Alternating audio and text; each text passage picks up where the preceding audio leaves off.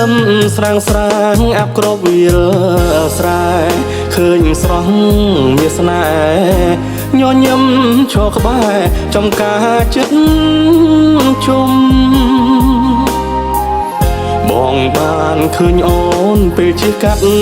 ភូមិខំចោស្នេហ៍ខ្ញុំលាក់ស្រីក្រមុំអង្រួនចិនដាដងផ្លូវកៅស៊ូអមភ្លើងសឡាទាំងទាញចិនដាស្រុកស្រែចំការសំលេងរៃយំដងខ្នោធូរ៉េនក្រអូបរងសើម៉ៅជ័យលហុងហាក់ដូចស្វាគមន៍បន្ថែមសំរោះរឹកពីរុំទុំសំនឹងវិជារីមុនស្នេហាក្រមុំជន់បត់ស្រុក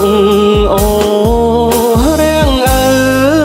សូមនោមសម្បត្តិត្បូងឃ្មុំជួយកត់ប្រវត្តិស្នេហា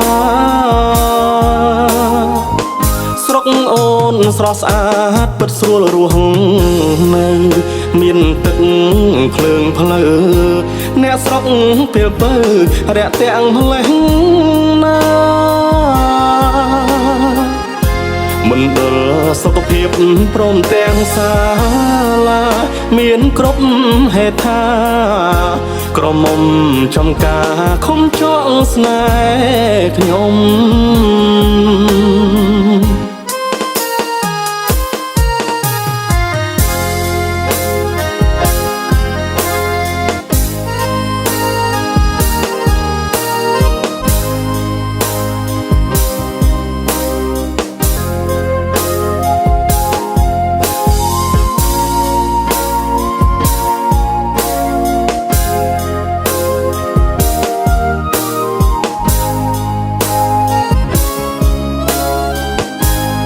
រឹក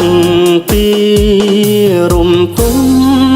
សំនឹងវិជារីមុនស្នេហាក្រមុំជន់បត់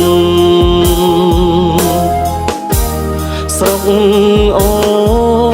រាំងអើសូមនោមសម្បត្តិត្បូងឃ្មុំជួយកត់ប្រវត្តិស្នេហាស្រុកអូនស្រស់ស្អាតពិតស្រួលរស់នៅមានទឹកភ្លើងផ្លូវអ្នកស្រុកពេលពើរាក់ទាំងម្លេះណាមណ្ឌលសុខភាពព្រមទាំងសាលាមានគ្រប់ហេដ្ឋាក្រមុំចំការខំចងស្នេហ៍ខ្ញុំ